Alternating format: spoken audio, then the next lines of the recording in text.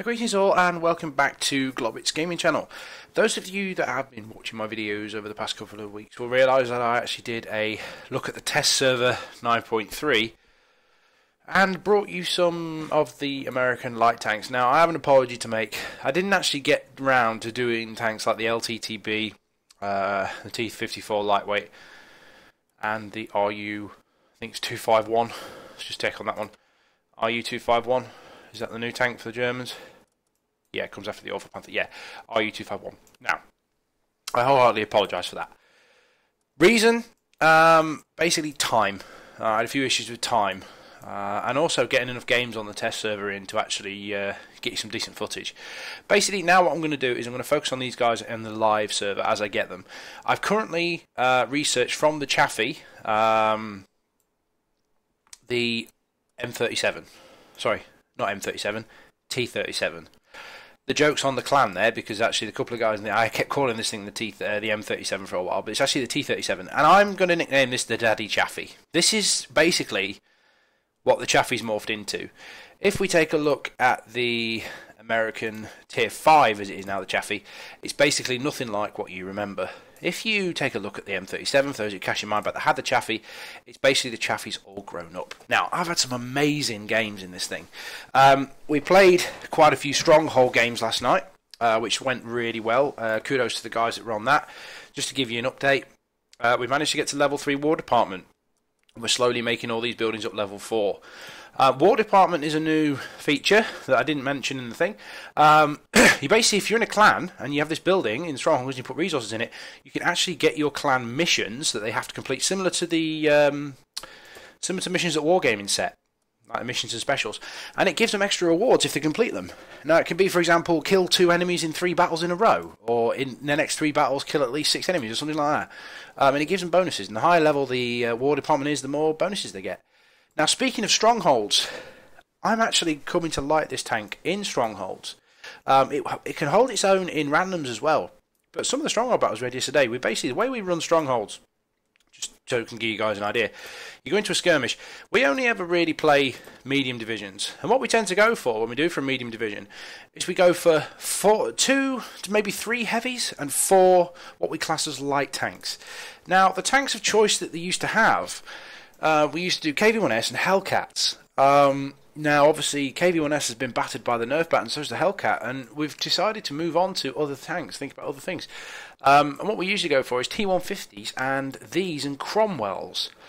But I'm going to say this now, this is going to sound quite profound for some of you. I think this thing's better than the Cromwell, at least for team games. Let's just take a look at the two. My love affair with the Cromwell is well documented. I absolutely love this vehicle. But on paper, for starters, this one's a light tank, this one's a medium. But comparable, yes, okay, the Cromwell has more hit points. Alright? And the engine power's a little bit more. But this thing's faster. Faster traverse speed on the tracks. Armour, well, it's a light tank. The DPM's pretty good. It's bloody fantastic, to be perfectly honest with you. And the mobility's about the same. Well, I say the same. It's like I find this thing's more mobile than the Cromwell, but it's the view range that sells it for me. This thing gets an extra 30 meters view range, and also a hell of a lot more signal range. And it's that punchy buff, buff, buff, buff, buff kind of way of playing. It works out okay on the live server as well for me. I really am liking this tank. But the big selling point for me for this and team games, if you quit it out with the coated optics, it's got a 438 meter view range. And it retains its camo value while it's moving. I'm seriously considering this instead of a Cromwell for strongholds. I'm going to show you how it performs on the live server. I've done a little bit of review in the my test server video. So if you want to check out my review, go look at that. But the games in that weren't great. I've got one game in particular I want to show you, which was absolutely fantastic. I did really, really well in it, so therefore I'm going to show it to you. Now, as you can see, I have actually achieved my first class mastery badge in this tank already. Not got a mastery in it yet, but I will hopefully endeavour to get there in the next few days. So I've been grinding this thing like an absolute man possessed, and this is one of the games I had. Check this one out. Right then, the M37 in battle then. Hopefully this replay will run a little bit smoother as I've changed some of the graphic settings, and I've also, this is going to highlight a problem I've had with my World of Tanks game recently. It's only since the 9.3 server went live, and also I had it a little bit on the test server as well. Now, you probably saw it when I looked at that tank that was in green, which is a massive, massive issue for me. When it showed up in green, you see his outline. I could only see the outline of his tracks. This is a problem. Now what I'll do is I'll add on the end of this video of a little trick how to actually solve it. Basically what I think's happened here is because of the new updates with the HD modelling or something, I don't know what Wargaming have done, they've changed something, and my graphics card isn't optimised for this game as standard. Look, if you look at this M6, I can't see him, alright, and an outline, right, but I can actually see him to shoot him. If I can see him, actually visually see him with the Mark 1 eyeball.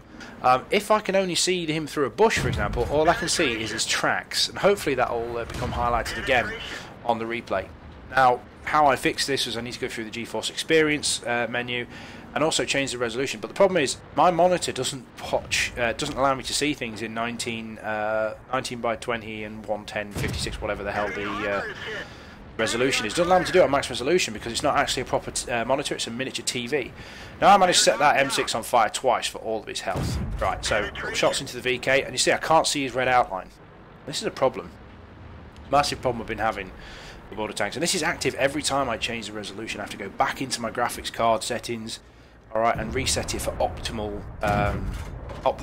graphics settings, which is a pain in the arse. It means the game runs in the highest resolution, which unfortunately my graphics card can run it, but my monitor can't actually watch it through that. So I've got massive, massive issues with WoT Tanks at the moment. It's really getting on my fucking tits, to be perfectly honest with you. Excuse French.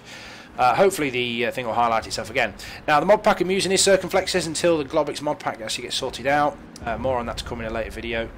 Now, this Tiger, my aiming reticle turns green. I know I can hit him, but there you go. There you can see it, look. All I can see on the outline is this guy's tracks. The rest of his tank doesn't show up, which is fucking infuriating. It really does get on my nerves, this.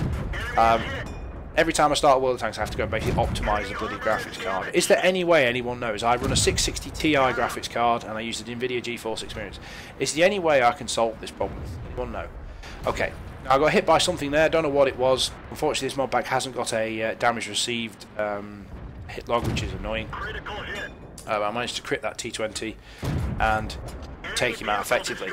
This Tier 6 light tank then, I mentioned it in the quick introduction to the video, I'm actually liking this over the Cromwell for team games. The Cromwell, for me, has got the manoeuvrability. It really has. It's comparable manoeuvrability and comparable. But for me, this thing fires better on the move. It has slightly better gun performance than the Cromwell.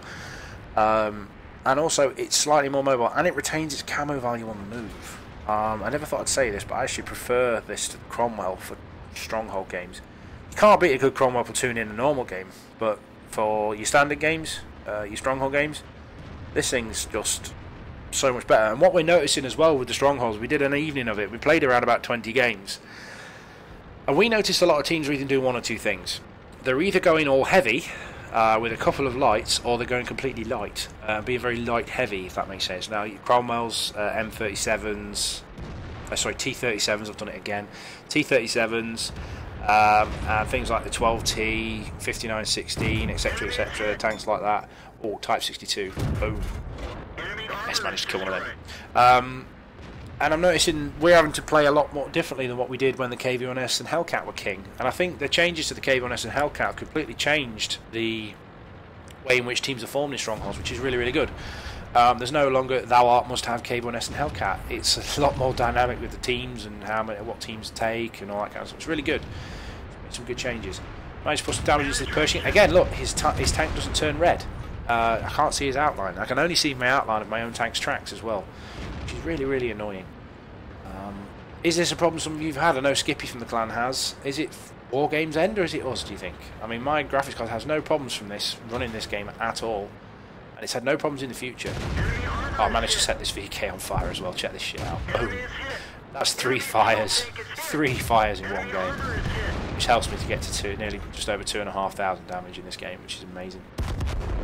There's an extra effect, the new effects of the explosions in the game, which are really, really badass. A bit much when you destroy a car, but when you destroy a load of barrels, it looks pretty cool. Either you run over them or shoot them. Basically all we're going to do now, last man standing, is an enemy Nassau that's decided in his infinite wisdom on an encounter to camp out in the field. So it's time to punish him. Right click aim, can I get the kill? Bang. Unfortunately not. GG. Right then, just to explain what I meant by optimising my graphics card every single time I play a game. What I've basically got to do is, the only way I can fix that glitch is to optimise this. Now what I've done, as you can see in game, I've changed the settings for bits and pieces to make the video run a lot smoother, because Bandicam obviously has issues recording at the maximum settings. It makes it a bit glitchy and a bit slow. Now what I can gather, it's the anti-aliasing is the issue. Now, I haven't got a fucking clue what that means. Alright, smooths the appearance of jagged edge in the game using standard graphics. Players can enable performance as MSAA and this is anti-aliasing, whatever the fuck that means. And that seems to be the problem. If I optimise this and use optimal settings in, for some reason, both World of Tanks games, it changes all of my settings to fucking maximum, and it changes my screen resolution to maximum, which is 1920 by 1080. And it basically puts all the settings to maximum, which means I have to change it for every single video that I make. Is there any way around this?